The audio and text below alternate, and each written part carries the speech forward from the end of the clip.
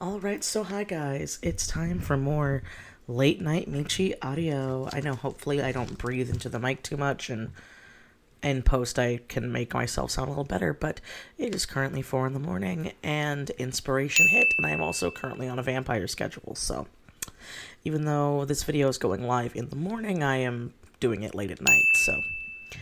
Now, this is something that I saw on Twitter, and I was like, okay, that makes sense.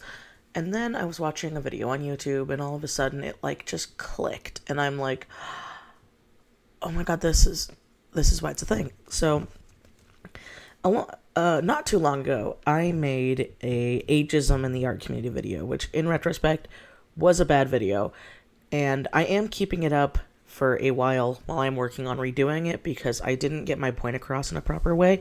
That's my fault, because and it's not that the video did bad. Sometimes videos do bad, but I realized after rewatching it, I did it bad. As being an adult, you need to be able to take responsibility for your own actions, and when you mess up, you mess up. And I do admit I worded myself very badly in that video, and I more so didn't get the point across that hopefully I can do a little better in this video. But again, I will try to do a better in the future, not now, more in depth, better thought out, better formatted video on that topic, because it is a very serious topic. But pretty much what was going on was I was on Twitter one day and I saw a post going around that was this person where it's like, it's really sad that I don't know any artists my own age. I don't know a single artist that's over the age of 30.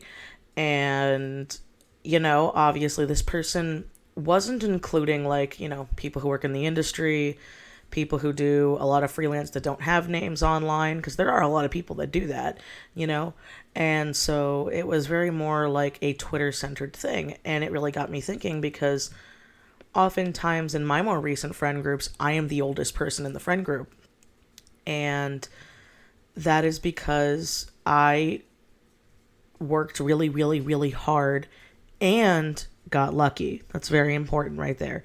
I've made constant videos talking about this, but when I started doing this full time, and this is something I've always admitted and I've always been honest about because I feel like more people need to understand, I quit because when I first started, I was making the exact same amount of money I was making working a part-time job. At the time, I had just dropped out of college, trying to figure out what to do, working part-time, barely making any money, because this was back in 2014, 2015 when I did it full time, I believe. And I was like, okay, here we go. And I was lucky to be in a really good situation. I was in a good situation with my parents and my boyfriend, who is now my husband at the time, because we were also living together. And pretty much my family just said, as long as you pay your bills, we don't care. And I was able to. I was able to make a comfortable minimum wage part-time job doing artwork full time, which in retrospect, it was very much below minimum wage, but I was so much happier for it. And I kept working at it, and I learned how to network, and I do my best to do things. Am I perfect? No, I will admit that. I mean, look at my YouTube videos, Could I realistically spend a bit more time in my editing and making videos better? Yeah, but I currently can't afford that, and I need to think of what comes first, and that's where the most important part of this whole discussion is. A big reason why you don't see a lot of freelance indie artists that are in their 30s, they definitely exist. Do not think that they don't, but the reason why they're so rare is because, well, people weren't in good situations. People weren't in luxurious places to be able to work on it. Some people were in very toxic situations and wanted to get out early.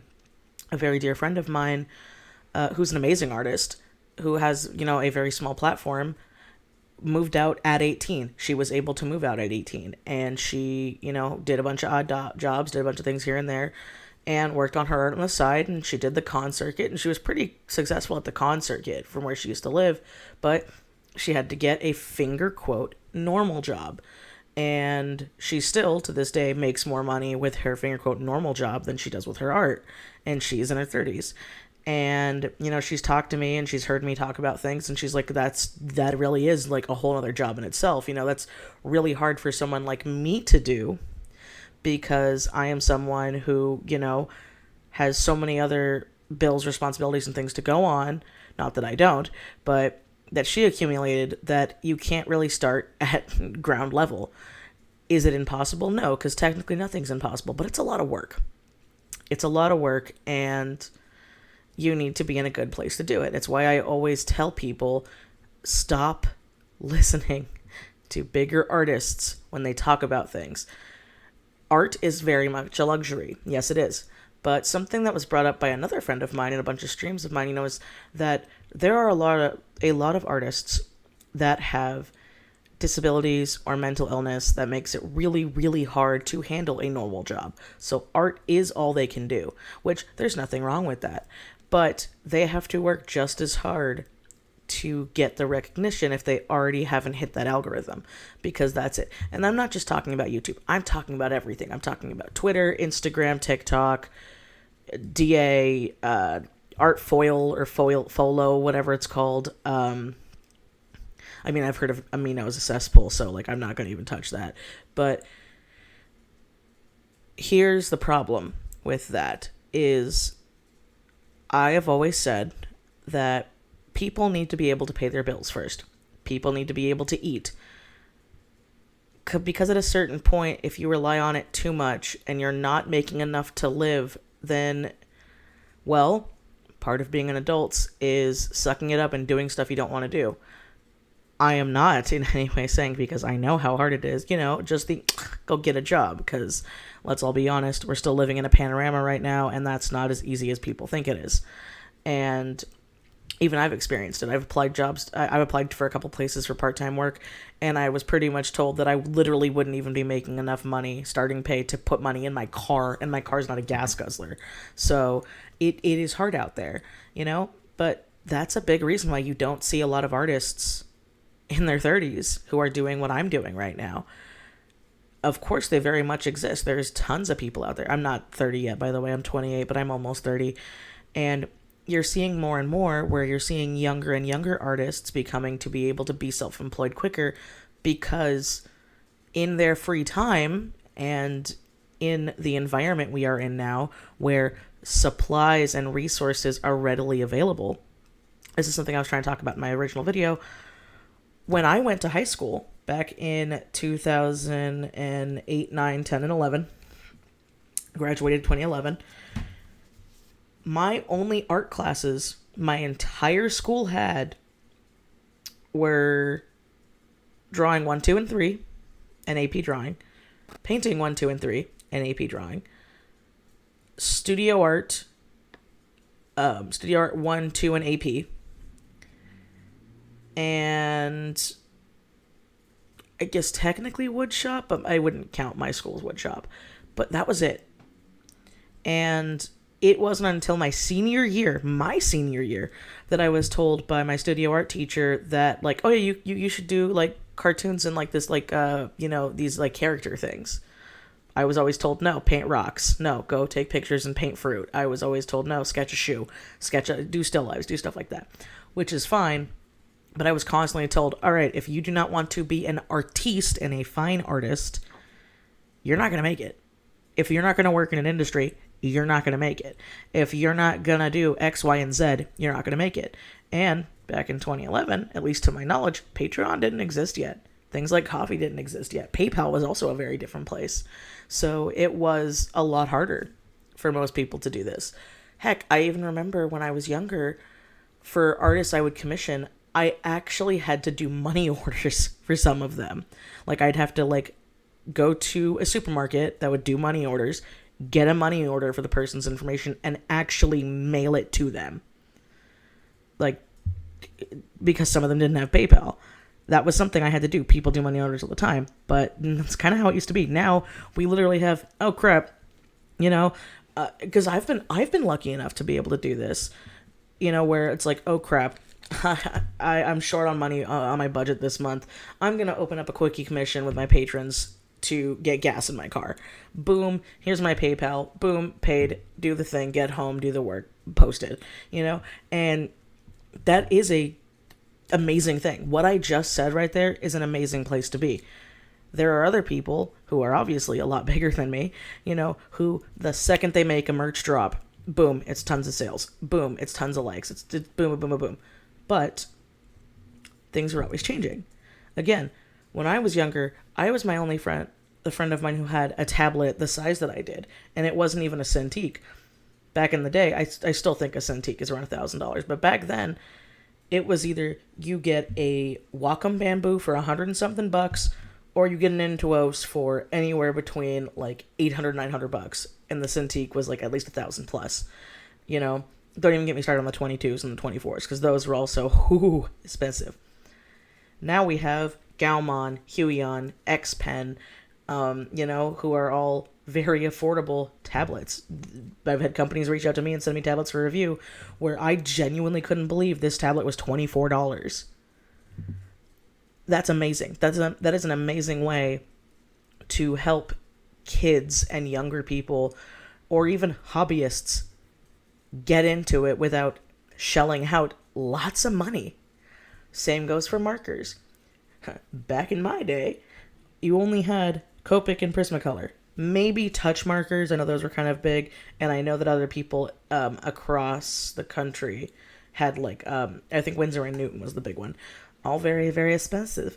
Now we got Now we got Arteza. Arteza does a lot of stuff, if you guys know. And these are not sponsored by any of these brands, by the way, for this video. I'm just saying it as it is.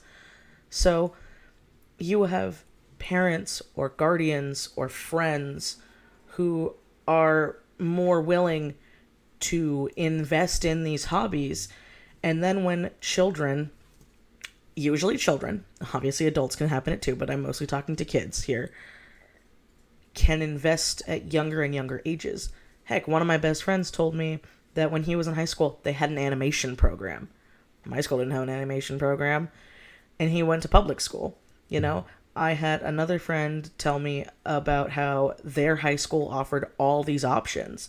They're offering all these classes. Things like YouTube exist. Thing like Skillshare exists. I think it's Skillshare. Yeah, I think it's Skillshare. They exist where you can do that. There's TikTok videos. There are so many easy ways to find resources, tools, tips, tricks. Same thing goes for art programs, I remember back when Psy first came out, or at least came to America, and everybody had these back alley site ways of downloading them because they didn't have an English version yet. And it was like, oh wow, a $50 Photoshop, or $50-$60 at the time. I don't remember when I bought my license. It was a long time ago. But that's amazing. Now we have stuff like Clip Studio Paint. We have stuff like iPads and Procreate. We have other drawing tablets. There are people who make the entirety of their art on their phone, on their smartphone. I've seen it. Heck, I also did a review for a tablet that could hook up to your phone, and you can get an art program for that. It's an amazing era we live in right now.